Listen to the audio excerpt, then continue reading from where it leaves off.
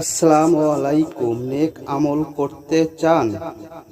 কিছু আমল এমন আছে যেগুলো করতে খুব বেশি সময়ের প্রয়োজন হয় না, অনেক জ্ঞানের অধিকারীও হতে হয় না। কিছু এগুলোর ফজিলত অনেক বেশি, যেগুলো বান্দার আমলনামাকে ভারী করে। যেমন রাসূল সাল্লাল্লাহু আলাইহি ওয়াসাল্লাম বলেছেন যে লোক আমলের আগে একবার বলে সুবহানাল্লাহিল আজিম। আশা করি সম্পূর্ণ সূরাটি শুনুন।